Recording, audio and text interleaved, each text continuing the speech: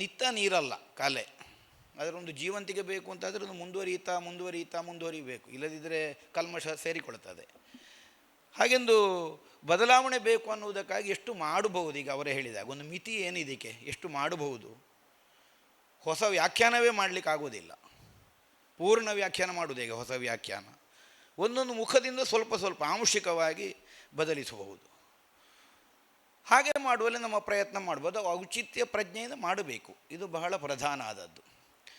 ಅಂದರೆ ಈಗ ಪ್ರೇಕ್ಷಕರಲ್ಲಿ ಯಾವ ಅಭಿಪ್ರಾಯ ಇರ್ತದೆ ಹೇಳಿ ನೋಡಿ, ಇವತ್ತೇನು ಹೇಳ್ತಾರೆ ನೋಡುವ, ಈ ಒಂದು ಧೋರಣೆ ಇರ್ತದೆ.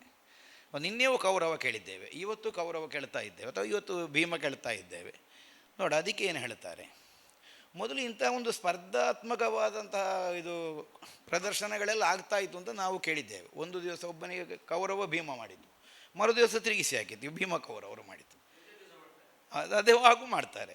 ಅಂದರೆ ಯಾಕೆಂದರೆ ಇವರು ಏನು ಹೇಳ್ತಾರೆ, ಇವ ಕೇಳಿದ ಪ್ರಶ್ನೆಗೆ ಅವ ಇಂಥದ್ದು ಉತ್ತರ ಕೊಟ್ಟಿದ್ದಾನೆ, ಅಥವಾ ಇವನೇ ಕೇಳಿದ ಪ್ರಶ್ನೆಗೆ ಮತ್ತು ಅವ ಇದ್ರನ್ನವ ಕೇಳಿದರೆ ಏನು ಮಾಡ್ತಾರೆ. ಮೊದಲು ತಾಳಮದ್ದಲೆಲ್ಲ ಸಿಕ್ಕಿಸಿ ಹಾಕಲಿಕ್ಕೆ ಅಂತಲೇ ಹಾಗಾಗ್ತಿತ್ತಂತೆ. ವಾಲಿವಾದೇ ಆಯಿತು, ಒಬ್ಬರಿಗೆ ರಾಮ ಕೊಟ್ಟರು, ಮತ್ತೊಬ್ಬರಿಗೆ ಪ್ರಸಿದ್ಧರಿಗೆ ಅಷ್ಟೇ ಯೋಗ್ಯತೆ ಇದ್ದವರಿಗೆ ಇದ್ರ ಪಾತ್ರ ಕೊಟ್ಟರು. ಮರು ದಿವಸ ಅದನ್ನು ಬದಲಿಸಿ ಹಾಕಿದರೆ ಆಚೆ ಈಚೆ. ಮೊದಲನೇ ದಿವಸ ಇವ ಕೇಳಿದ ಪ್ರಶ್ನೆಗೆ ಅವನಿಗೆ ಉತ್ತರ ಕೊಡಲಿಕ್ಕೆ ಆಗಲಿಲ್ಲ. ಅದೇ ಪ್ರಶ್ನೆ ಅವನ ಹತ್ರ ಕೇಳಿಸಿ ನೋಡಿ, ಅವನ ಹತ್ರ ಕೇಳಿ ನೀವು ಈ ಪ್ರಶ್ನೆ ಅಂತ ಮಾಡಿದ್ರು. ಇವರೇನೋ ಒಂದು ಉತ್ತರ ಕೊಟ್ಟರು, ಅದು ಪ್ರಶ್ನೆ ಬೇರೆ. ನಾನು ಅದನ್ನೇ ಈಗ ನಿನ್ನೆಯಲ್ಲಿ ಹೇಳಿದ್ದು, ಇದುರಿನ ಪಾತ್ರದ ಸಾಧ್ಯತೆಯನ್ನು ನಾವು ಮೊದಲು ಆಲೋಚಿಸಬೇಕಾಗ್ತದೆ. ಒಂದು ಪಾತ್ರವನ್ನು ಮಾಡುವಾಗ ಅದರ ಸಂದರ್ಭ. ಈಗ ನಾವದನ್ನು ಈಗ ಇವರು ಸಾತ್ವಿಕಾಭಿನಯದ ಒಂದು ಪರಿಧಿಯಲ್ಲಿ ಅದನ್ನು ಪ್ರಸ್ತುತಿಪಡಿಸಿದರು. ನಾವು ಅದಕ್ಕೆ ಸರಳ ಭಾಷೆಯಲ್ಲಿ, ಯಕ್ಷಗಾನದ ಭಾಷೆಯಲ್ಲಿ ಹೇಳೋದು ಔಚಿತ್ಯ ಪ್ರಜ್ಞೆ ಅಂತ. ಔಚಿತ್ಯ ಪ್ರಜ್ಞೆ, ಪಾತ್ರ ಔಚಿತ್ಯ. ಈಗೊಂದು ಆಕ್ಷೇಪ ಮಾಡಬೇಕಾದ ಪಾತ್ರವಾದರೆ ಎಷ್ಟು ಆಕ್ಷೇಪ ಮಾಡಬಹುದು. ಈಗ ಕೊನೆಯ ಪದ್ಯಕ್ಕಾಗುವಾಗ ಹೇಗೆ ಬರಬೇಕು, ಮತ್ತು ಟರ್ನ್ ಆಗಲಿಕ್ಕೆ ಎಲ್ಲಿ ಜಾಗ ಉಂಟು, ಆ ಜಾಗ ಇಟ್ಟುಕೊಳ್ಬೇಕಲ್ಲ. ಒಂದು ಚದುರಂಗದ ಆಟದಾಗೆ ನಾವು ವಾಚಿಕದಲ್ಲಿ ಮುಂದುವರಿಬೇಕಾಗುವುದು. ಇದನ್ನವನನ್ನು ಕಟ್ಟಿ ಹಾಕೋದು ಒಂದೇ ಉದ್ದೇಶವಾಗ ನಾವು ಸಿಕ್ಕಿ ಬೀಳಬಾರ್ದಲ್ಲ. ನಮ್ಮನ್ನು ತಪ್ಪಿಸಿಕೊಳ್ಳಿಕ್ಕೆ ಒಂದು ದಾರಿ ಇಟ್ಟುಕೊಂಡು ಕಟ್ಟಿ ಹಾಕುತ್ತಾ ಹೋಗಬೇಕಾಗ್ತದೆ. ಈ ದೃಷ್ಟಿಯಿಂದ ಗಮನಿಸಿ ಮುಂದುವರಿಯುವಾಗ ಪಾತ್ರದ ಔಚಿತ್ಯ ಗೊತ್ತು ಬೇಕು. ಈಗ ಆಕ್ಷೇಪ ಮಾಡೋದು, ಭೀಷ್ಮ ವಿಜಯಲ್ಲಿ ಪರಶುರಾಮ ಭೀಷ್ಮರು ಬಂದರು, ಆಕ್ಷೇಪ ಮಾಡಲಿಕ್ಕೆ ಇರುವುದು. ಅಂದರೆ ಭೀಷ್ಮನನ್ನು ಹೇಗಾದರೂ ಮಾಡಿ ತಪ್ಪಿತಸ್ಥ ಅಂತ ಮಾಡೋದು ಪರಶುರಾಮನ ಹಠ. ನಾನು ಏನು ಮಾಡಿದರೂ ತಪ್ಪು ಮಾಡಲಿಲ್ಲ ಅನ್ನೋ ಹಾಗೆ ಸಾಧಿಸುವುದು ಭೀಷ್ಮನ ಹಠ. ಈಗ ಇದರ ಮಧ್ಯದಲ್ಲಿ ಭೀಷ್ಮನದ್ದು ಈಗ ಕಾಶಿ ದೇಶಕ್ಕೆ ಹೋದೋ, ಸ್ವಯಂವರ ಮಂಟಪಕ್ಕೆ ಹೋದದ್ದೋ, ಅದು ಸರಿಯೋ ತಪ್ಪ ಅನ್ನುವುದನ್ನು ಸಮಾಜದಲ್ಲಿ ಈಗಿನ ದೃಷ್ಟಿಯಲ್ಲಿ ಏನು ಕಾಣ್ತಾರೆ ಆ ದೃಷ್ಟಿಯಿಂದ ಕಂಡ್ರೆ ಬರುವ ಸಮಸ್ಯೆ ಅದು. ಒಂದು ಬರುವ ಪ್ರೇಕ್ಷಕರು ಒಂದು ಪೂರ್ವ ತಯಾರಿಯಲ್ಲೇ ಬಂದಿರ್ತಾರೆ. ಹೆಣ್ಣಿಗೆ ಅನ್ಯಾಯ ಆಗಿದೆ, 3 ಮಂದಿಗಳನ್ನು ಎಳ್ಕೊಂಡು ಬಂದಿದ್ದಾನೆ, ಒಬ್ಬಳನ್ನು ಬಿಟ್ಟಿದ್ದಾನೆ, ಈ ಒಂದು ಪೂರ್ವ ತಯಾರಿಯಲ್ಲಿ ಸಭೆಯವರು ಇರ್ತಾರೆ. ಹಾಗಾಗಿ ಭೀಷ್ಮನಾದವನಿಗೆ ಬಹಳ ಕಷ್ಟ ಉಂಟು ನಿರ್ವಹಿಸಿ. ಪರಶುರಾಮ ಬಹಳ ಸುಲಭದಲ್ಲಿ ಆಗ್ತಾನೆ. ಎಲ್ಲರೂ ಪರಶುರಾಮನ ಕಡೆಗೆ ವಾಲೋದು. ಯಾಕೆಂದರೆ ಅವರ ಮನೋಭೂಮಿಕೆ ಹಾಗೆ ಉಂಟು, ಸಿದ್ಧವಾಗಿಕೊಂಡು ಅವರು ಸ್ವಲ್ಪ ಆ ದೃಷ್ಟಿಯಲ್ಲಿ ಇರುವುದರಿಂದ ಅದು ಹೆಚ್ಚು ಜನರಿಗೆ ಇಷ್ಟ ಆಗ್ತದೆ. ಇದನ್ನು ಸಮರ್ಥಿಸಿಕೊಳ್ಳುವಲ್ಲಿ ಭೀಷ್ಮನಿಗೆ ಬಹಳ ಕಷ್ಟ ಆಗ್ತದೆ. ಆಗ ಈ ಅಪಾಯ ಬಾರದ ಹಾಗೆ ಎರಡೂ ಕಲಾವಿದರು ಗಮನಿಸಬೇಕು. ನಾನು ಇದುರ ಪಾತ್ರದ ಒಂದು ಸಂದಿಗ್ಧವನ್ನು ಅರ್ಥ ಮಾಡಿಕೊಳ್ಳಬೇಕಾದ ಅವಶ್ಯಕತೆ ಇದೆ ಅನ್ನೋದು ಈ ದೃಷ್ಟಿಯಿಂದ. ಪರಶುರಾಮ ಆಕ್ಷೇಪ ಮಾಡುವ ಧೋರಣೆ ಹೇಗಿರಬೇಕು, ಇಲ್ಲದಿದ್ದರೆ ಯಾವ ಸಮರ್ಥನೆ ಕೊಟ್ಟರೂ ಭೀಷ್ಮ ಆಗುವುದಿಲ್ಲ. ಅಂದರೆ ಅವರು ಸಮರ್ಥನೆಯಿಂದ ನೋಡಿಕೊಳ್ಳುವುದಲ್ಲ ಅದನ್ನು ಪ್ರೇಕ್ಷಕರು. ಹಾಗಾಗಿ ಭೀಷ್ಮನ ಒಂದು ಮಿತಿಯನ್ನು ಗಮನಿಸಿಕೊಂಡು ಪರಶುರಾಮನ ಪ್ರಶ್ನೆ ಬರಬೇಕು ಅನ್ನುವುದು ಒಂದು. ಇನ್ನೊಂದು, ಪರಶುರಾಮನಿಗೂ ಪ್ರಸಂಗದ ಕೊನೆ ಗೊತ್ತಿರಬೇಕೇನು ಅಂತ. ಕೊನೆಗೂ ಭೀಷ್ಮ ವಿಜಯವೇ ಪ್ರಸಂಗ.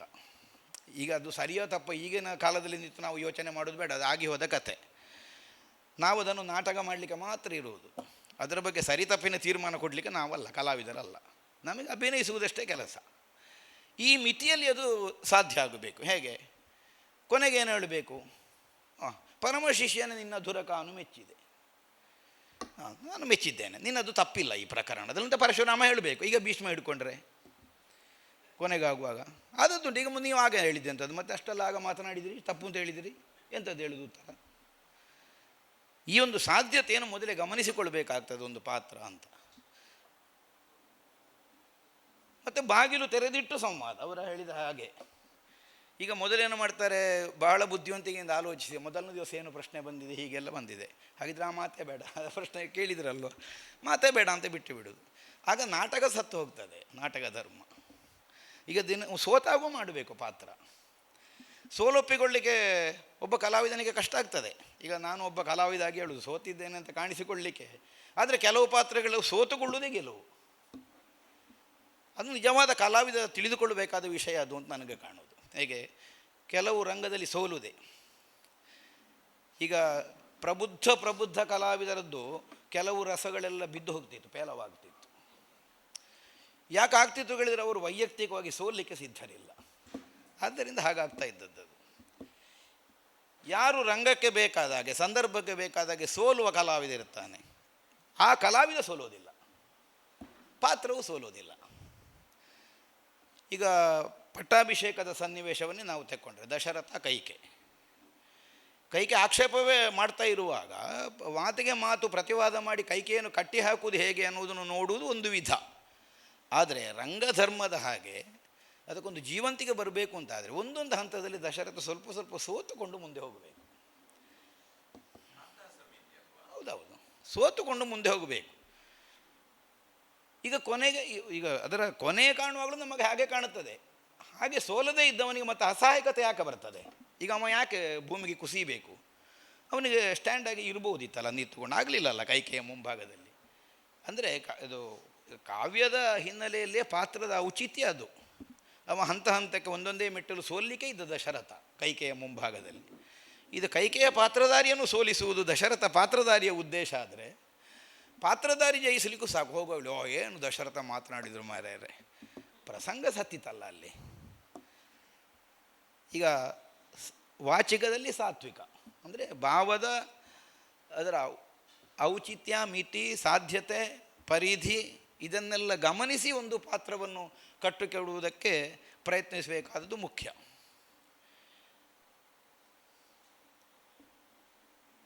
ಒಬ್ಬೊಬ್ಬನಲ್ಲಿ ಮಾತನಾಡುವಗಳು ಇದ್ರ ಪಾತ್ರಧಾರಿಗಳಲ್ಲಿ ಬೇರೆ ಬೇರೆ ಸಂದರ್ಭಗಳು, ಸನ್ನಿವೇಶಗಳು ಬರ್ತವೆ. ಈಗ ಹೆಗಡೆಯವರು ಇಲ್ಲಿ ಹೇಳಿದ ಹಾಗೆ ಸುಗರ್ಭೆ ಸುಧನ್ವ, ಎಂಥ ಒಂದು ಅದ್ಭುತ ಪಾತ್ರ ಸುಧನ್ವ. ಅಳಿಕೆ ರಾಮೇರಿಗಳು ಹೇಳ್ತಿರೋ ತುಂಬ ಎಲ್ಲ ವೇಷಗಳು ಮಾಡಿದರು. ಅಲ್ಲಿಂದ ಬಾಲಗೋಪಾಲದಿಂದ ಪ್ರಾರಂಭ ಮಾಡಿ 2ನೇ ವೇಷದ ತನಕ ಎಲ್ಲ ವೇಷಗಳು ಮಾಡಿ ತೆಂಕುತಿಟ್ಟನೊಬ್ಬ ಮಾಡೆಲ್ ಕಲಾವಿದ. ಕೋಡ್ಲೂರು ರಾಮಚಂದ್ರರಾಯರಂಥವರು ಸ್ತ್ರೀ ವೇಷದಲ್ಲಿ ಅದ್ವಿತೀಯರಾಗಿದವರು. ಅವರು ಅಳಿಕೆ ರಾಮೇರೆಗಳ ಸ್ತ್ರೀ ವೇಷ ನೋಡಿ ತಯಾರಾದದ್ದಂತ ಹಾಗೆ ಹೇಳ್ತಿದ್ರು ಅವರು. ಅಳಿಕೆ ರಾಮೇರೆಗಳ ಚಂದ್ರಮತಿಗೆ ಪ್ರಹ್ಲಾದ ಮಾಡಿದ್ದಾರಂತೆ ಅವರು. ಅವರಿಗೆ ಸ್ತ್ರೀ ವೇಷಕ್ಕೊಂದು ಮಾಡೆಲ್ ಅಳಿಕೆ ರಾಮೇರೆಗಳು ಇದ್ದಾರೆ. ಕೊಳ್ಳೂರವರು ಎಷ್ಟೋ ಸಲ ಹೇಳ್ತಿದ್ದಾರೆ ಅದನ್ನು. ಅಂದರೆ ಇವರು ಬಾಲಗೋಪಾಲದಿಂದ ಪ್ರಾರಂಭ ಮಾಡಿ ಇದು 2ನೇ ವೇಷ ಅಂತ ಬಡಗಿನಲ್ಲಿ ಹೇಳೋದು, ನಮ್ಮಲ್ಲಿ ಎದುರು ವೇಷ ಹೇಳೋದು, ಅಲ್ಲಿಯ ಸ್ಥಾನಕ್ಕೆ ಬಂದವರು. ಹಾಗೆ ಒಂದೊಂದು ಹಂತದಲ್ಲಿ ಅದು ಕೇವಲ ಮಾಡಿ ಬಂದದ್ದಲ್ಲ, ಹಾಗೆ ನಾನು ಮಾಡಿದ್ದೇನೆ ವೇಷ ಅದಲ್ಲ, ಒಂದೊಂದರಲ್ಲಿ ಅವರೇ ಮಾಡೆಲ್ ಆಗಿ ನಿಂತಿದ್ದಾರೆ. ಪುಂಡು ವೇಷಕ್ಕೆ ಯಾರು ಅಳಿಕೆ ರಾಮೇರೆಗಳು, ಸ್ತ್ರೀ ವೇಷದಲ್ಲಿ ಯಾರು ಅಳಿಕೆ ರಾಮೇರೆಗಳು, ಕಿರೀಟದ ವೇಷಕ್ಕೆ ಯಾರು ಅಳಿಕೆ ರಾಮೇರೆಗಳು. ಏನು ದುಷ್ಯಂತ ಮಾಡ್ತಿದ್ದರು, ದುಷ್ಯಂತ ಶಕುಂತಲೆಯಲ್ಲಿ ಅದ್ಭುತ. ಇದು 2ನೇ ವೇಷ ಋತುಪರ್ಣ, ಅದ್ಭುತ ಋತುಪರ್ಣ ಮಾಡ್ತಿದ್ದು. ಹಾಗಿದ್ದರೆ ಒಂದೊಂದು ಅವರು ಮಾಡಿದ ವೇಷಗಳು ರಂಗದಲ್ಲಿ, ಈಗ ಯಕ್ಷಗಾನ ಇದು ತಾಳಮದ್ದಳೆಯ ಕ್ಷೇತ್ರ ಹೇಳಿದ್ದಲ್ಲ ನಾನು, ಆಟದಲ್ಲಿ ಒಂದು ಸ್ಥಾನದ ವೇಷಗಳಾಗಿ ಅವರು ಕಾಣಿಸಿಕೊಟ್ಟಿದ್ದಾರೆ. ಒಟ್ಟು 35 ಮಾರ್ಕ್ ತಗೊಂಡು ಪಾಸಾದ್ದಲ್ಲ ಅವರು, ಹೀಗೆ ಮಾಡಿದವರು. ಅವರು ಒಂದು ಅಭಿವ್ಯಕ್ತಿ ಮಾಡುವಂತಹ ಸನ್ನಿವೇಶದಲ್ಲಿ ಅದರಲ್ಲಿ ಎಷ್ಟೊಂದು ತೀವ್ರವಾಗಿ ತಮ್ಮನ್ನು ಮರೆತೇ ಬಿಡುವಷ್ಟು ಅವರು ಭಾವಾಭಿವ್ಯಕ್ತಿ ಮಾಡ್ತಾಯಿದ್ರು. ಹಾಗೆಂದು ಅದರದ್ದಾದಂತಹ ಒಂದು ಕುಶಲತೆಯನ್ನು, ಪರಿಣತಿಯನ್ನು ಇನ್ನೊಬ್ಬರಿಗೆ ಹಸ್ತಾಂತರಿಸುವ ಕೆಲಸ ಮಾಡಲಿಲ್ಲ. ಈಗ ರಂಗದಲ್ಲಿ ನಾವು ಕಾಣುತ್ತಿರುವ ಪ್ರಧಾನ ಒಂದು ಕೊರತೆ ಅದು. ಈಗ ಕೇಳಿ ಕಲಿಯುವ ಅಭ್ಯಾಸ ಹೇಗೂ ಇಲ್ಲ, ನೋಡಿ ಕಲಿಯುವಷ್ಟು ಅದರ ಕುರಿತು ಒಂದು ಆಸಕ್ತಿ ಬಂದಿರುವುದಿಲ್ಲ. ನೋಡಿ ಕಲಿಬೇಕಾದ್ರೂ ಒಂದು ಆಸಕ್ತಿ ಬೇಕಲ್ಲ, ಅದು ಬಂದಿರುವುದಿಲ್ಲ. ಯಾರಾದರೂ ಒಂದು ದೈವವಶಾತ್ ಬಂದು ಕೇಳಿದರೂ ಹೇಳುವುದಕ್ಕೆ ಹಿರಿಯ ಕಲಾವಿದರು ಸಿದ್ಧರಿರುವುದಿಲ್ಲ. ಅವರಿಗೆ ಎಂಥದ್ದು ನಮ್ಮದೊಂದು ಗಂಟು ಮುಳುಗಿ ಹೋಗ್ತದೆ ಅಂತ ಕಂಡುಬಿಡ್ತದೆ. ನಾವಿದನ್ನು ಹೇಳಿದರೆ ಹೇಗಪ್ಪ, ಇದು ನಾಳೆಗೆ ಇದೇ ಪ್ರಶ್ನೆ ನಮ್ಮ ಹತ್ರ ಕೇಳಿ ಸಿಕ್ಕಿ ಬೀಳ್ತೇವೆ, ಹೀಗೆಲ್ಲ ಕಂಡು ಹೋಗ್ತದೆ ಬಹುಶಃ. ಹಾಗೆ ಹೇಳಲಿಕ್ಕೂ ಹೋಗುವುದಿಲ್ಲ. ಇದು ನಿಜವಾಗಿ ಒಬ್ಬರಿಂದ ಒಬ್ಬರಿಗೆ ಕೊಡುಗೆಯಾಗಿ ಹರಿದು ಬರಬೇಕಾದದ್ದು. ಒಂದು ಇನ್ನೊಬ್ಬರನ್ನು ನೋಡಿ ನಾವು ನಮ್ಮ ಬುದ್ಧಿಯ ಸಾಮರ್ಥ್ಯದಿಂದ ಗ್ರಹಿಸಬೇಕು. ಅದಾಗದೇ ಇದ್ದರೆ ಹಿರಿಯ ಕಲಾವಿದಿಕಪ್ಪ ಅದು ಹಾಗಲ್ಲ ಇದು ಹೀಗೆ ಅಂತ ಹೇಳುವುದಕ್ಕೆ ಸಿದ್ಧರಿರಬೇಕು. ಹಿರಿಯರಲ್ಲಿ ಹಾಗೆ ಕೇಳಿ ತಿಳಿದುಕೊಳ್ಳುವುದಕ್ಕೆ ಕಿರಿಯ ಕಲಾವಿದರು ಮೊದಲು ಸಿದ್ಧರಾಗಬೇಕು. ಹೀಗೆ ತ್ರಿಕೋನವಾದ ಒಂದು ಸಂಬಂಧ ಉಂಟಿದರಲ್ಲಿ. ಇದಲ್ಲದಿದ್ದರೆ ಮುಂದುವರಿಲಿಕ್ಕೆ ಕಷ್ಟ ಆಗ್ತದೆ. ಎಷ್ಟೋ ಮಂದಿಗಳಿಗಿಂತ ಶಿಬಿರಗಳೇ ಬೇಡ. ಅಂದರೆ ಅವರು ಶಿಬಿರ ಆಗ್ತದೆ ಅಂತ ಹೇಳುವಾಗಲೇ ಉದಾಸೀನ ಬರ್ತದೆ ಅವರಿಗೆ. ಶಿಬಿರಕ್ಕೆ ಬಂದ ಮೇಲಲ್ಲ ಆಗೋದು. ಅದೆಂಥದ್ದಕ್ಕೆ ಏನು ಮಾಡಲಿಕ್ಕುಂಟು ಅಂತ ಎರಡು ಕಾರಣದಿಂದ. ಒಂದು, ನಾವು ಪರಿಪೂರ್ಣರು ಅಂತ ಇದ್ದಿರಬೇಕು ಬಹುಶಃ ಮನಸ್ಸಿನಲ್ಲಿ. ಅಲ್ಲದೇ ಇದ್ದರೆ ನಾವಿನ್ನು ಹೇಗಿದ್ದರೂ ಎಷ್ಟು ಹೇಳಿದರೂ ತಿದ್ದುಪಡಿ ಆಗಲಿಕ್ಕಿಲ್ಲ ಅಂತ ನಿರ್ಣಯಕ್ಕೆ ಬಂದಿರಬೇಕು. ಹೀಗಾಗಿ ಹೋಗ್ತದೆ. ವೈಚಾರಿಕತೆಯಾಗಲಿ ಅಥವಾ ಒಂದು ಭಾವನಾತ್ಮಕವಾದಂತಹ ಪಾತ್ರ ಪ್ರಸ್ತುತಿ ಆಗಲಿ ಎರಡೂ ಸಮ್ಮಿಳಿತವಾದರೆ ಒಳ್ಳೆಯದು ಅಂತ ನನಗೆ ಕಾಣುವುದು. ತಾಳಮದ್ದಳೆಯ ಕ್ಷೇತ್ರಕ್ಕಾಗುವಾಗ ಸ್ವಲ್ಪ ವೈಚಾರಿಕತೆಯೂ ಬೇಕಾಗ್ತದೆ. ಅಲ್ಲ, ವೈಚಾರಿಕತೆ ಅಂದರೆ ಇದೆ ನಮ್ಮ ಎಡಪಂಥೀಯ ಬುದ್ಧಿ ಅಂತಲ್ಲ, ಅದರ ಕುರಿತಾದ ಒಂದು ವಿಶ್ಲೇಷಣೆ, ಒಂದು ಪಾತ್ರದ ಹೊರಗೆ ನಿಲ್ಲದ ಆಗುವ ವಿಶ್ಲೇಷಣೆ. ಈಗ ಒಂದು ರಾವಣನದ್ದೋ ಕೌರವನದ್ದೋ ವಕೀಲರಾಗುವುದು ಬೇಡ. ನಾವೇ ಆ ಪಾತ್ರವಾಗಿ ಅದನ್ನು ಹೇಗೆ ಒಂದು ವಿಶ್ಲೇಷಣೆ ಮಾಡಬಹುದು, ಇದರಲ್ಲಿ ಏನು ಒಂದು ಹೊಸ ವಿಚಾರಗಳನ್ನು ತರುವುದಕ್ಕೆ ಸಾಧ್ಯ ಆಗುತ್ತದೆ. ಮತ್ತು ಈಗ ಪ್ರೇಕ್ಷಕರು ಕಡಿಮೆ ಇರುವಾಗ ಇದು ನಮಗೊಂದು ಟಾನಿಕ್ ಕೂಡ. ಇದನ್ನು ನಾವೊಂದು ಸವಾಲಾಗಿ ಸ್ವೀಕಾರ ಮಾಡಿದರೆ, ಯಾವುದು ಪ್ರೇಕ್ಷಕರೇ ಕಡಿಮೆ ನೋಡಲಿಕ್ಕೆ, ಆಗ ಮೊದಲು ನಮಗೆ ನಾವೇ ಪ್ರೇಕ್ಷಕರಾಗಬೇಕು. ನಮಗೆ ನಾವೇ ಪ್ರೇಕ್ಷಕರು. ಹೇಗೆ ನಮಗೆ ನಾವೇ ಆಗಬೇಕಿದ್ರೆ ನಾವು ನಿನ್ನೆಯದ್ದನ್ನು ಇವತ್ತು ಮಾಡಿದರೆ ಆಗೋದಿಲ್ಲ, ಪ್ರೇಕ್ಷಕರಾಗಲಿಕ್ಕೆ ಆಗೋದಿಲ್ಲ. ಹೊಸ ಥರ ಒಂದು ತುಡಿತ ಬೇಕು ನಮ್ಮಲ್ಲಿ. ನಿನ್ನೆಗಿಂತ ಭಿನ್ನವಾಗಿ ಹೇಗೆ ಮಾಡ್ಬೋದು. ಈಗ ರಂಗದಲ್ಲಿ ಆದರೆ ಹೇಗೆ ಅದಕ್ಕೆ ಒಂದು ನೃತ್ಯ ಪ್ರಸ್ತುತಿ ಹೇಗೆ ಬೇರೆ ಮಾಡ್ಬೋದು, ಅಥವಾ ಅರ್ಥವನ್ನಾದರೂ ಇದೇ ಔಟ್ಲೈನ್ ಇಟ್ಟುಕೊಂಡು ಇದಕ್ಕೆ ಬೇರೆ ಹೇಗೆ ಯಾವ ಕ್ರಮದಿಂದ ಅರ್ಥ ಹೇಳ್ಬೋದು, ಅದನ್ನು ನಾವು ಆಸ್ವಾದಿಸುತ್ತಾ ಹೇಳಿದರೆ ಸಾತ್ವಿಕ ಅಭಿನಯ ತನ್ನಿಂದ ತಾನೇ ಬರ್ತದೆ. ಇದೇನಾಗ್ತದೆ, ಇಲ್ಲದಿದ್ದರೆ ಕೇಳುವವನಿಗೆ ಮಾತ್ರ ನಾವು ಬಿಟ್ಟು ಬಿಡ್ತೇವೆ, ನಾವು ಕೇಳುವುದೇ ಇಲ್ಲ ನಾವು ಹೇಳುವುದನ್ನು. ಫೀಡ್ಬ್ಯಾಕ್ ಇಲ್ಲ. ನಾನು ಮೈಕ್ ಸೆಟ್ಟಿಂಗಿನ ವಿಷಯದಲ್ಲಿ ಹೇಳಿದ್ದಲ್ಲ, ಅಲ್ಲಿಗೆಷ್ಟು ಫೀಡ್ ಆಗ್ತದೆಯೋ ಅಷ್ಟೇ ನಮಗೂ ಆಗಬೇಕು. ನಮ್ಮ ಪಾತ್ರಕ್ಕೆ ನಾವೇ ಮೊದಲ ಕೇಳುಗರಾಗಬೇಕು. ನಾವು ಕೇಳುತ್ತಾ ಅನುಭವಿಸುತ್ತಾ ಹೇಳಿದರೆ ಅದು ನಿಜವಾಗಿ ಸಾತ್ವಿಕ ಅಭಿನಯ ಆಗ್ತದೆ ಅಂತ ಭಾವಿಸ್ತೇನೆ. ನಮ್ಮ ದೃಶ್ಯಕಾವ್ಯಗಳಲ್ಲಿ ಭಾಷೆಯ ಕ್ರಮಗಳಲ್ಲಿ ವ್ಯತ್ಯಾಸಗಳುಂಟು. ಪ್ರೌಢರು ಹೇಗೆ, ಪ್ರೌಢರಲ್ಲದವರು ಮಾತನಾಡುವಂತಹ ಕ್ರಮ, ಹೀಗೆ ವ್ಯತ್ಯಾಸಗಳುಂಟು. ಅದರ ಕುರಿತಾಗಿ ಸಾತ್ವಿಕ ಅಭಿನಯದ ಇಲ್ಲಿ ವಿಮರ್ಶೆ ಈಗ ವರ್ತಮಾನದಲ್ಲಿ ಆಗಲಿಲ್ಲ ಅಂತ ಒಂದು ನಿಮ್ಮಲ್ಲಿ ರಿಕ್ವೆಸ್ಟ್ ಮಾಡಬೇಕು ಎನ್ನುವಂತಹ ಒಂದು ಇದನ್ನು ಇಡ್ತಾ ಇದ್ದೇನೆ. ಯಾಕೆಂದರೆ ಯಕ್ಷಗಾನ, ಈಗ ನಮ್ಮ ದೃಶ್ಯಕಾವ್ಯಗಳ ನಾಟಕ ಲಕ್ಷಣದಲ್ಲಿ ನೋಡಿದರೆ ಬ್ರಾಹ್ಮಣ ಸ್ತ್ರೀ, ರಾಜ ಎಲ್ಲ ಸಂಸ್ಕೃತದಲ್ಲಿ ಮಾತಾಡೋದು. ಅದೇ ದಾಸ ಸ್ವಲ್ಪ ಕೆಳಗಿನ ಪಾತ್ರಗಳೆಲ್ಲ ಪ್ರಾಕೃತದಲ್ಲಿ ಮಾತಾಡುವಂತಹ ಕ್ರಮ ಇದೆ. ಯಕ್ಷಗಾನದ ವಿದೂಷಕನ ಪಾತ್ರ ತಗೊಂಡ್ರು ಸಹ ಯಕ್ಷಗಾನದಲ್ಲಿ ಅದು ಇದೆ. ಎಂತೇಳಿದರೆ ಅವರು ಅಸಂಬದ್ಧ ಪ್ರಲಾಪನಾಥ್ ಅಂತ, ಅವನಿಗೆ ವಿದೂಷಕನ ಒಂದು ಲಕ್ಷಣದಲ್ಲಿ ಅದು ಉಂಟು, ಸೇರಿಕೊಂಡು ಉಂಟು. ಅಸಂಬದ್ಧ ಮಾತಾಡುವವನೇ ಅಂತ ಇದೆ. ಹಾಗೆ ಆ ಭಾಷೆಯ ಕುರಿತಾಗಿ ಇಲ್ಲಿ ಚರ್ಚೆ ಆಗಲಿಲ್ಲ. ವಿದೂಷಕ ಎನ್ನುವ ಪಾತ್ರ ಅಸಂಬದ್ಧ ಪ್ರಲಾಪವನ್ನು ಮಾಡಬೇಕು, ಹೀಗೆಲ್ಲ ಉಂಟು ಒಂದಷ್ಟು ವಿಷಯಗಳು. ಅದರ ಕುರಿತಾಗಿ ಸ್ವಲ್ಪ ಅನುಭವದ ಚರ್ಚೆ ಆದರೆ ಮತ್ತೆ ನಾವು ಚರ್ಚೆಗೆ ಹೋಗುವ.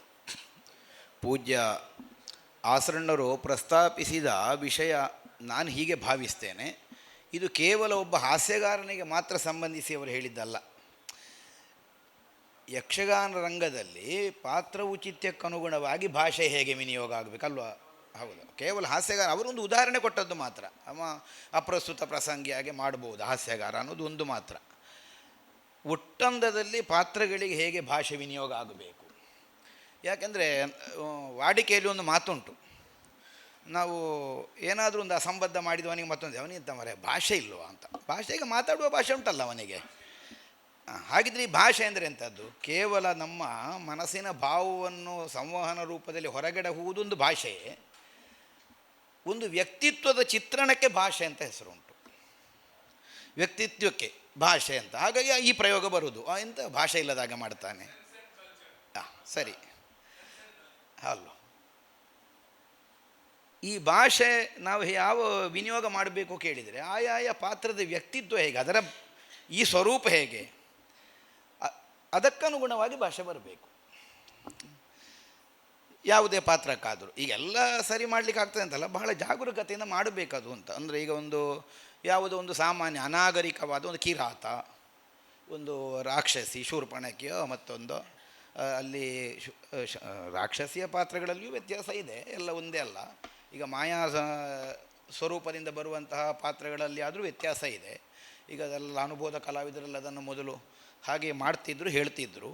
ಈಗ ಪ್ರಧಾನವಾಗಿ 3 ಮಾಯಾ ಸ್ತ್ರೀ ವೇಷಗಳು ನಮ್ಮ ಯಕ್ಷಗಾನದಲ್ಲಿ ಬಳಕೆಯಲ್ಲಿದೆ. ಮಾಯಾ ಶೂರ್ಪಣಕಿ, ಮಾಯಾ ಅಜಮುಖಿ, ಮಾಯಾ ಪೂತನಿ.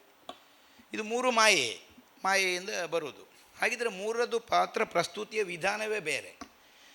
ಇದು ಶೂರ್ಪಣಕಿಯಲ್ಲಿ ಹೇಗಿರಬೇಕು ಕೇಳಿದರೆ, ಅವಳ ಕಾಮ ಕಾಣಬೇಕು, ಆದರೆ ಇಲ್ಲಿ ತನ್ನ ಗುಟ್ಟು ಗೊತ್ತಾಗಿ ಬಿಡುತ್ತದೋ ರಾಮನಿಗೆ ಅನ್ನುವಂಥ ಆತಂಕ ಒಟ್ಟೊಟ್ಟಿಗೆ ಇರಬೇಕು. ಈ ಆತಂಕದಿಂದಲೇ ಆದಷ್ಟು ಶೀಘ್ರವಾಗಿ ಕೇವಲ ಕಾಮ ತೀವ್ರತೆಯಿಂದ ಮಾತ್ರ ಬೇಗ ಕೂಡು ನನ್ನನ್ನು ಅಂತ ಹೇಳುವುದಲ್ಲ. ಅಂದರೆ ಕ್ಷಣಕಾಲ ಕಳೆದರೆ ಎಲ್ಲಿ ನನ್ನ ಗುಟ್ಟು ಬಿದ್ದೀತೋ ಅನ್ನುವಂಥ ಒಂದು ಆತಂಕ, ಆ ಭಯದ ಛಾಯೆಯು ಆತಂಕವು ಕಾಣಬೇಕು ಅದರಲ್ಲಿ ಅಂತ. ಇದರ ಮಾಯಾ ಅಜಮುಖಿಯಲ್ಲಿ ತೀವ್ರವಾದ ಕಾಮಾಸಕ್ತಿ, ಅವಳಿಗೆ ಯಾವ ಹೆದರಿಕೆಯೂ ಇಲ್ಲ, ಮತ್ತು ಒಂದು ಅಪೇಕ್ಷೆ ಮಾತ್ರ ಅದು ಕಾಣಬೇಕು. ಅಂದರೆ ಅದು ಈಗ ಆಟದಲ್ಲಿ ಈಗ ಮಾಡುವಾಗ ಹೇಗೆ ಮಾಡ್ತೇವೆ ಅಂದರೆ, ಮಾಯಾ ಅಜಮುಖಿ ಬಂದವರು ರಾಕ್ಷಸಿಗಿಂತ ಕಡಿಮೆ ಇರುವುದಿಲ್ಲ ಮಾಡುವಾಗ, ಅಭಿನಯ ಮಾಡುವಾಗ. ಈಗ ಬರಲ್ಲ ಅದು ದೂರ್ವಾಸನೆಲ್ಲ ಈ ಕುಣಿಯುವಾಗ ಎಲ್ಲ, ಈಗ ಕೋರೆ ತಾಳದಲ್ಲೆಲ್ಲ ಕುಣಿಯುವಾಗ ದೂರ್ವಾಸವನ್ನು ಓಡಿಸುವುದೇ, ಅದು ಅಷ್ಟು ತೀವ್ರತೆ ಇದೆ ಅಂತ ಹಾಗೆ ಲೆಕ್ಕ. ಮತ್ತು ಮಾಯಾಪೂತನಿಯದ್ದಾದಂಥ ಒಂದು ಸ್ವಭಾವವೇ ಬೇರೆ. ಅಂದರೆ ತನ್ನ ಒಳಗಿನ ಸಂಚು ಮನಸ್ಸಿನ ಒಳಗಿಟ್ಟುಕೊಂಡು ಆ ಕಾರ್ಯವನ್ನು ಸಾಧಿಸುವಲ್ಲಿ ಒಡತಿ ಸಖಿ ಅನ್ನುವಂತಹ ಭಾವದಲ್ಲಿ ಎಷ್ಟು ತಗ್ಗಿ ಬಗ್ಗಿ ವಿನಯದಿಂದ ವ್ಯವಹರಿಸಬೇಕು. ಹೀಗೆ ಇದನ್ನು ನನಗೆ ಯಾಕೆ ಉದಾಹರಣೆಯಾಗಿ ತಗೊಂಡೆ ಕೇಳಿದರೆ, ಈ ಭಾಷೆ ಅನ್ನುವುದಕ್ಕೆ ಸಂಬಂಧಿಸಿ ಇದು ಹೌದು ಅಂತ. ಅಭಿನಯವೂ ಬರ್ತದೆ ಭಾಷೆ ಅಂದರೆ, ಒಂದು ಪಾತ್ರ ಚಿತ್ರಣಕ್ಕೆ ಅದು ಬೇಕಾಗ್ತದೆ. ಅದಕ್ಕನುಗುಣವಾಗಿ ನಮ್ಮ ವಾಚಿಕವಾದಂತಹ ಭಾಷೆಯೂ ಬರಬೇಕು. ಈಗ ಶೂರ್ಪಣಕ್ಕೆ ಮಾಡಿ ಅವ ಕಲಾವಿದನಿಗೆ ಗೊತ್ತುಂಟು, ತುಂಬ ಕಲ್ತಿದ್ದಾನೆ ಸಂಸ್ಕೃತ ಶ್ಲೋಕ, ಅನ್ನೊಂದಕ್ಕೂ ಸಂಸ್ಕೃತ ಶ್ಲೋಕ ಹೇಳ್ತಾ ಕೂತ್ಕೊಳ್ಳೋದು. ಈಗ ಏನು ಮಾಡಬೇಕು ಅದನ್ನು? ಅಲ್ಲ, ರಾಮಾಯಣ ಕಾವ್ಯ ಸಂಸ್ಕೃತದಲ್ಲೇ ಉಂಟು, ಅದು ಪ್ರಶ್ನೆ ಬೇರೆ. ಅಲ್ಲಿ ಸಂಸ್ಕೃತದಲ್ಲೇ ಇದೆ ಶೂರ್ಪಣಕಿಯ ಮಾತು. ನಾವು ಅದನ್ನು ಆ ಕಾವ್ಯವನ್ನು ಯಕ್ಷಗಾನಕ್ಕೆ ತರುವಾಗ, ರಂಗಕ್ಕೆ ತರುವಾಗ, ಈ ಯಕ್ಷಗಾನ ಧರ್ಮದಂತೆ, ನಾಟಕ ಧರ್ಮದಂತೆ ಎಷ್ಟದನ್ನು ವಿನಿಯೋಗ ಮಾಡ್ಬೋದು? ನಾವು ಅದರಲ್ಲಿ ವ್ಯತ್ಯಾಸ ಕಾಣಿಸುವುದು ಹೇಗೆ? ಈಗ ರಾಮನಿಗೂ ಮತ್ತೊಂದಕ್ಕೆ ವ್ಯತ್ಯಾಸ ಕಾಣಿಸುವುದು ಹೇಗೆ ಅಂದರೆ, ರಾಮ ಆ ಧೀರ ಗಂಭೀರವಾದ ಭಾಷೆಯನ್ನೇ ಬಳಸಬೇಕು. ಇದಕ್ಕೆಲ್ಲ ಸ್ವಲ್ಪ ಪೇಲವ ಶಬ್ದಗಳು ಅದೆಲ್ಲ ಬರಬೇಕು ಶೂರ್ಪಣಕಿಗೆ ಎಲ್ಲ. ಅಥವಾ ಕಿರಾತನಿಗಾದರೆ ಹಾಗೆ ಸ್ವಲ್ಪ ಭಾಷೆಯ ವೈಕಲ್ಯ ಎಲ್ಲ ಕಾಣಬೇಕು. ಹಾಗೆ ಮಾಡಿದರೆ ಗೊತ್ತಾಗ್ತದೆ. ಮತ್ತು ದೊಡ್ಡ ದೊಡ್ಡ ಶಬ್ದ ಹೊತ್ತಾಕಿದರೆ ಅದು ಕಾಣುವುದಿಲ್ಲ ಅಂತ ನನಗೆ ಕಾಣುವುದು. ಹಾಗೊಂದು ಭಾಷೆಯ ಬಳಕೆ ಬೇಕು. ಈಗ ಆಗ್ತದೆ ಅಂತಲ್ಲ, ತುಂಬ ಶ್ರಮ, ಅದು ಎಲ್ಲಿಯೋ ಒಂದೊಂದು ನುಸುಳಿ ಹೋಗ್ತದೆ, ಗೊತ್ತಿಲ್ಲದೆ ಬಂದಾಗ್ತದೆ, ಏನು ಮಾಡಲಿಕ್ಕೆ ಆಗೋದಿಲ್ಲ. ಅದೀಗ ಕನ್ನಡವೇ ಸತತ ಮಾತಾಡೋದು ತುಳುವಿನಲ್ಲಿ ವೇಷ ಮಾಡಿದಾಗ್ತದೆ. ತುಳು ಗೊತ್ತುಂಟು ನಮಗೆ, ಆದರೆ ಮಾತಾಡೋದು ಒಂದೊಂದು ಕನ್ನಡ ಶಬ್ದ ಬಂದು ಬಿಡ್ತದೆ. ಅಂದರೆ ಸತತ ಅಭ್ಯಾಸದಿಂದ ಬರುವುದು ಅದು. ಹಾಗಾಗಿ ಪಾತ್ರಧಾರಿಗೂ ಆ ಸಮಸ್ಯೆ ಇದೆ. ಆ ಪಾತ್ರವು ಚಿತ್ಯಕ್ಕೆ ಅನುಗುಣವಾಗಿ ನಾವು ಅದನ್ನು ವಿನಿಯೋಗ ಮಾಡಿದರೆ ಅದಕ್ಕೊಂದು ಹೆಚ್ಚು ಮೌಲ್ಯ ಉಳಿಯುತ್ತದೆ. ಒಬ್ಬ ಅರಸನಾದವ ತೀರಾ ಕೆಳಗಿನ ಮಟ್ಟದ ಶಬ್ದ ಬಳಕೆ ಮಾಡುವುದು. ಆದರೆ ಮುಖಾಮುಖಿಯಾಗುವ ಪಾತ್ರಗಳ ಮಧ್ಯದಲ್ಲಿ ಈ ಸಂಕಟ ಬರ್ತದೆ. ಈಗ ಹಾಸ್ಯಗಾರ ಒಬ್ಬ ಬಂದ, ಒಬ್ಬ ರಾಜನ ಹತ್ರ ಒಂದು ಹೇಳಬೇಕು. ಹೇಳುವಾಗ ಅವನ ಹಾಸ್ಯಕ್ಕೆ ಬೇಕಾಗಿ ಏನೋ ಒಂದು ಕೀಳು ಮಟ್ಟದ್ದು ಹೇಳ್ತಾನೆ. ಇವನಿಗೆ ಅದನ್ನು ಮತ್ತೆ ಪುನಃ ಹೇಳಲಿಕ್ಕೂ ಆಗೋದಿಲ್ಲ. ಇವ ಹೇಳಬಾರ್ದು ಅದನ್ನು ಪುನಃ ಅವನ ಬಾಯಿಂದಲೇ ಹೇಳಿಸಿ ಇವ ತಿದ್ದಲಿಕ್ಕೆ ಗೊತ್ತಬೇಕು ಇವನಿಗೆ. ಈಗಂಥದ್ದು ಒಂದು ಹೇಳ್ತಾನೆ, ಮಸಾಲೆ ದೋಸೆ ಹೇಳಿದ ಒಂದು. ಹೌದಪ್ಪ, ಇವ ರಾಜ ಅಂತ ಮಾಡೋದು ಈ ಮಸಾಲೆ ದೋಸೆ ಹೇಳಿದರೆ, ಇವನಿಗೆ ಹೇಳಲಿಕ್ಕಾಗ್ತದೆ ಮಸಾಲೆ ದೋಸೆ ಅಂತ. ಆ ಪಾತ್ರ ಬಿದ್ದು ಹೋಗ್ತದೆ. ಆಗ ಅವನ ಹತ್ರವೇ ಪುನಃ ಅದನ್ನು ಹೇಳಿಸಿ, ಓ ಅದು ಹಾಗಲ್ಲ ಪುಣ್ಯಾತ್ಮ, ಅದು ಹೀಗೆ ನೀನು ಹೇಳೋದು, ಈಗ ಅರ್ಥ ಆಯ್ತು ನನಗೆ ಅಂತೆಲ್ಲ ಹೇಳಬೇಕಾಗ್ತದೆ. ಅಂದರೆ ಇವ ಅದನ್ನು ಪ್ರಯೋಗ ಮಾಡುವಾಗಿಲ್ಲ. ಮಸಾಲೆ ದೋಸೆ ಇವನು ಅದನ್ನು ಹೇಳಿದರೆ ಆ ಮಟ್ಟಕ್ಕೆ ಇವ ಇಳಿಯುತ್ತಾನೆ. ಇದು ಒಂದು ದೃಷ್ಟಿಯಿಂದ ಎಲ್ಲದಕ್ಕೂ ಒಂದೊಂದು ಸಂಬಂಧ. ಈಗ ಹೇಗೆ ನಾವು ಪ್ರೇಕ್ಷಕರನ್ನು ಅವರ ಅಭಿರುಚಿಗಾಗಿ ನಾವು ಇಳಿಬಾರ್ದು ಅಂತೇವೋ, ಅದೇ ದೂತನ ಸ್ಥಾನಕ್ಕೆ ಅರಸ ಇಳಿಲಿಕ್ಕಿಲ್ಲ. ದೂತನನ್ನೇ ಮೇಲೆ ಕೆತ್ತಬೇಕು, ಹೀಗೆ ಹಗ್ಗ ಹಾಕಿ ಒಂದೇ ಸಲ ಕೇಳಿದರೆ ಅವನದ್ದು ಉಸಿರುಗಟ್ಟುತ್ತದೆ. ಹಾಗಲ್ಲ, ನಿಧಾನವಾಗಿ ಮೇಲಕ್ಕೆ ಎತ್ತಬೇಕು. ಪ್ರೇಕ್ಷಕರನ್ನು ಹಾಗೆ ಒಂದೇ ಸಲಕ್ಕೆ ನಮ್ಮ ಕಡೆಗೆ ಸೆಳೀಲಿಕ್ಕಾಗೋದಿಲ್ಲ. ಅವರ ಅಭಿರುಚಿಯ ಮಟ್ಟವನ್ನು ನಾವು ಬೆಳೆಸಬೇಕು. ಅವರು ಕೆಳಗಿನದ್ದನ್ನು ಬಯಸ್ತಾರೆ, ಏನೋ ಒಂದು ಅಶ್ಲೀಲವನ್ನು ಬಯಸ್ತಾರೆ ಅನ್ನುವುದಕ್ಕಾಗಿ ನಾವು ಅದನ್ನು ಕೊಡುವುದಕ್ಕೆ ಸಿದ್ಧರಾಗಬೇಕಾದದ್ದಲ್ಲ. ಹಾಗೆಂದು ಅವರು ಈ ಕಡೆಗೆ ಆಕರ್ಷಿತರಾಗುವ ಅವರನ್ನು ನಿಧಾನಕ್ಕೆ ಇತ್ತ ಕಡೆಗೆ ಸೆಳೆಯುವ ಹಾಗೆ ನಾವು ಪಾತ್ರ ಪ್ರಸ್ತುತಿಯನ್ನು ಮಾಡುವುದಕ್ಕೆ ಆಲೋಚನೆ ಮಾಡಬೇಕು. ಈ ದೃಷ್ಟಿಯಲ್ಲಿ ಆದಷ್ಟು ಒಂದು ರಂಗಧರ್ಮಕ್ಕೆ ಒಪ್ಪುವ ಭಾಷೆಯೇ ಬರುವ ಹಾಗೆ ಪ್ರಯತ್ನ ಮಾಡಬೇಕು. ಅಂದರೆ ಈಗೇನಾಗಿದೆ, ಅನೇಕ ಪೇಪರ್ ಭಾಷೆ ಬಂದಿದೆ ರಂಗಕ್ಕೆ. ಅದು ಪೇಪರ್ ಭಾಷೆ, ಎಲ್ಲ ಕರಣಗಳು, ಡಾಮರೀಕರಣ ಮತ್ತೊಂದು ಇದೆಲ್ಲ ಬರಲಿಕ್ಕೆ ಪ್ರಾರಂಭ ಆಗಿದೆ ಈಗ. ಅದು ನಾವು ತೀರಾ ವಾಸ್ತವಕ್ಕೆ ಬರ್ತೇವೆ. 2025ಕ್ಕೆ ಬಂದು ನಿಲ್ತದೆ ಪಾತ್ರ. ಈಗ ರಾಮಾಯಣದ ಒಂದು ಪಾತ್ರ, ಮಹಾಭಾರತದ ಒಂದು ಪಾತ್ರ ಆಗುವಾಗ ಆ ಪುರಾಣದ ಲೋಕಕ್ಕೆ ಒಂದು ಕೊಂಡೋಗುವಾಗ ನಾವು ಇರಬೇಕು, ಆ ವಾತಾವರಣ ಸೃಷ್ಟಿ ಮಾಡಬೇಕು. ಹೌದು, ನಡುಗನ್ನಡ. ಆ ದೃಷ್ಟಿಯಿಂದ ಆದಷ್ಟು ಈಗಿನ ಹೊಸ ಭಾಷೆಗಳು ಬಳಕೆ ಆಗದ ಹಾಗೆ, ನೀವು ಆವಾಗ ಹೇಳಿದ ಹಾಗೆ ಜವಾಬ್ದಾರಿ, ಮತ್ತೊಂದು ಜರೂರು, ಖುಷಿ, ಇಂಥದ್ದೆಲ್ಲ ಬಾರದಾಗ ಆದಷ್ಟು ಅದಕ್ಕಿಂತ ಹೆಚ್ಚು ಮತ್ತು ಅದರ ಮಡಿವಂತಿಕೆಯನ್ನು ಉಳಿಸಲಿಕ್ಕೆ ನಮಗೂ ಸಾಧ್ಯ ಆಗೋದಿಲ್ಲ. ನಾವು ಹೇಳೋದೇನು ಅಂತ ಎದುರು ಸ್ವಲ್ಪ ಆದರೂ ಅರ್ಥ ಆಗಬೇಕಲ್ಲ. ಅದು ಅರ್ಥ ಆಗದಿದ್ದರೂ ಕಷ್ಟವೇ, ಸಂವಹನ ಆಗೋದಿಲ್ಲ. ಅವರನ್ನು ಆ ಅಭಿರುಚಿಗೆ ಬೆಳೆಸುವ ಹಾಗೆ ಪ್ರತಿಯೊಬ್ಬರೂ ಪ್ರಯತ್ನ ಮಾಡಬೇಕು ಕಲಾವಿದರು. ಹಾಗೆ ಮಾಡಿದರೆ ಅದು ಸೌಂದರ್ಯ ಹೆಚ್ಚಾಗ್ತದೆ ಅಂತ ನನಗೆ ಕಾಣ್ತದೆ.